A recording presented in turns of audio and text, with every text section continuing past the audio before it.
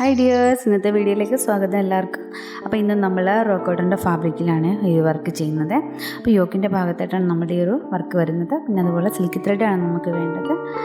പിന്നെ ഈ ഒരു 3 കളറ് സിൽക്ക് ത്രെഡാണ് ഞാനിവിടെ എടുത്തിരിക്കുന്നത്. പിന്നെ നമുക്ക് കുറച്ച് പേൾസ് വേണം. അതായത് ഇതുപോലത്തെ ചെറിയ ചെറിയ മുത്തുകൾ നമുക്ക് വേണം. ഇത് ഓപ്ഷനിലാണ്, വേണമെങ്കിൽ ചെയ്താൽ മതി. ഞാൻ ഇവിടെ ചെയ്തിട്ടില്ല, ജസ്റ്റ് കാണിച്ചതേ ഉള്ളൂ. അപ്പോൾ ഇതാണ് നമ്മളുടെ പാറ്റേൺ വന്നിട്ട് യോക്കിൻ്റെ ഭാഗത്തായിട്ടാണ് ഈ ഒരു റൗണ്ട് പാറ്റേൺ ആണ് വന്നിരിക്കുന്നത്. റൗണ്ട് ഷേപ്പിലാണ് വന്നിരിക്കുന്നത്. പിന്നെ അതുപോലെ ഫ്ലവേഴ്സും ലീഫും ആണ് വന്നിരിക്കുന്നത്. വളരെ സിമ്പിളായിട്ടുള്ള ഒരു യോക്ക് ഡിസൈനാണ് ഇത്. നമുക്ക് എലൈൻ കുർത്തിയിലും അതുപോലെ തന്നെ നോർമൽ കുർത്തിയിലും ഒക്കെ നമുക്ക് ചെയ്തെടുക്കാൻ പറ്റും. അപ്പോൾ ആദ്യം തന്നെ നമുക്ക് സ്റ്റെം ഒന്ന് ചെയ്ത് കൊടുക്കാം. സ്റ്റെം ചെയ്യാനായിട്ട് ഞാനിവിടെ സ്റ്റെം സ്റ്റിച്ച് തന്നെയാണ് യൂസ് ചെയ്യുന്നത്. അതുപോലെ തന്നെ നമുക്ക് ഇവിടെ എടുത്തിരിക്കുന്ന ത്രെഡ്സ് വന്നിട്ട് 8 സ്ട്രാൻഡ്സിലാണ് ത്രെഡ് എടുത്തിട്ടുള്ളത്. അപ്പോൾ വളരെ എളുപ്പത്തിൽ പെട്ടെന്ന് ചെയ്തെടുക്കാൻ പറ്റിയ ഒരു ഡിസൈനാണിത്.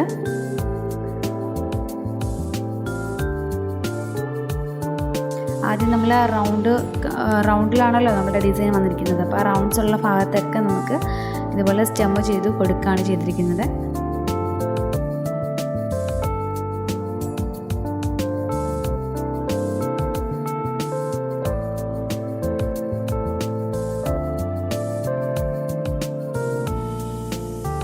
സ്റ്റെം ചെയ്ത് കഴിഞ്ഞിട്ടുണ്ട്. ഇനി നമുക്ക് ലീഫ് ചെയ്ത് കൊടുക്കാം. ലീഫ് ചെയ്ത് കൊടുക്കാനായിട്ട് ഞാൻ ഇവിടെ ലേസി സ്റ്റിച്ചാണ് യൂസ് ചെയ്തിരിക്കുന്നത്.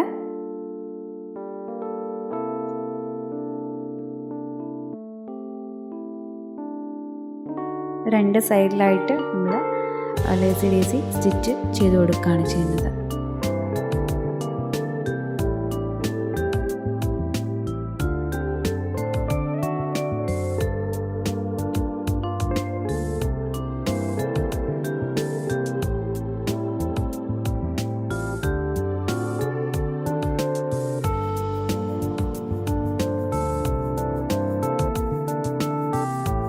വളരെ പെട്ടെന്ന് ബിഗിനേഴ്സിനൊക്കെ ചെയ്തെടുക്കാൻ പറ്റിയൊരു ഡിസൈനാണിത് കേട്ടോ.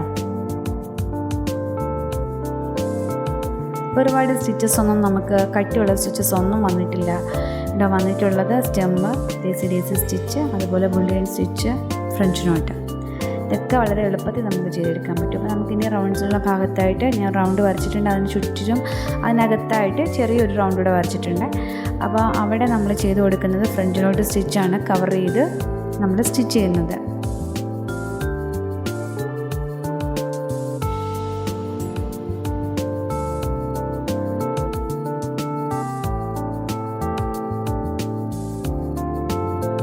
അതും ഞാൻ ത്രെഡ് എടുത്തിട്ടുള്ളത് ഒരു 8 സ്ട്രാൻഡ്സിലാണ് എടുത്തിട്ടുള്ളത്. നമുക്കത് കാരണം നീഡിൽ ഒരു പ്രാവശ്യം ഒന്ന് റൊട്ടേറ്റ് ചെയ്താൽ മതിയാകും. നീഡിൽ നമ്പർ 1 ആണ് ഞാൻ എടുത്തിട്ടുള്ളത് ഇവിടെ ഫ്രഞ്ച് നോട്ട് ചെയ്യാനായിട്ട്. അതുപോലെ ലേസി സ്റ്റിച്ചും സ്റ്റെം സ്റ്റിച്ച് ചെയ്യാനായിട്ട് ഞാൻ എടുത്തിരിക്കുന്ന നീഡിൽ നമ്പർ വന്നിട്ട് 8 ആണ് എടുത്തിരിക്കുന്നത്. നമ്മൾ അതിൻ്റെ റൗണ്ട് ചുറ്റും ചെയ്ത് കഴിഞ്ഞു. ഇനി നമുക്ക് അകത്തൂടെ നമുക്കൊന്ന് ഫ്രഞ്ച് നോട്ട് ചെയ്ത് കൊടുക്കാം.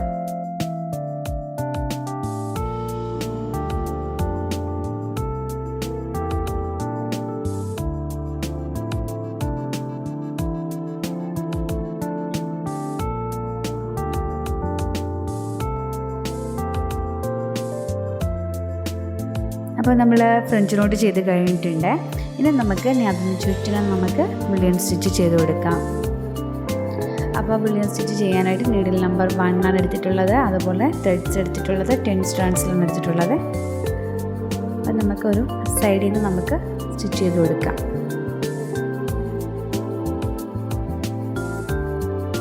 ഫസ്റ്റ് പെറ്റൽ ചെയ്ത് കഴിയുമ്പോൾ സെക്കൻഡ് പെറ്റൽ ചെയ്യുമ്പോൾ നമ്മൾ അതിൻ്റെ ഒരു സെൻറ്റർ ഭാഗത്തൂടെ വേണം അടുത്ത പെറ്റൽ കൊണ്ടുവരാനായിട്ട്. ഞാൻ കുറേ വീഡിയോസിനകത്ത് ഇതൊക്കെ പറഞ്ഞിട്ടുണ്ട്. അപ്പോൾ അറിയാൻ വയ്യാത്തവർക്ക് വേണ്ടിയിട്ടാണ് ഒന്നുകൂടെ പറയുന്നത്.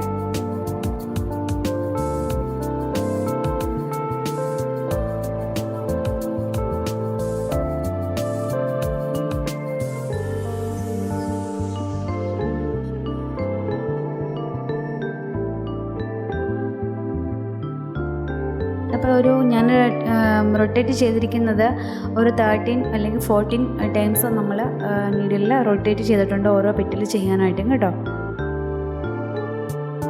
ഇനി നമ്മൾ ലാസ്റ്റ് ചെയ്യുമ്പോൾ നമുക്ക് ആദ്യം നമ്മൾ ചെയ്ത പെറ്റലിൻ്റെ സെൻറ്റർ ഭാഗത്തോട് കൊണ്ടുവരണേ, എങ്കിൽ നമുക്ക് അതിനകത്തോട്ട് ഈ ഒരു പെറ്റൽ കയറിയിരിക്കുന്ന പോലെ ചെയ്യാൻ പറ്റുള്ളൂ.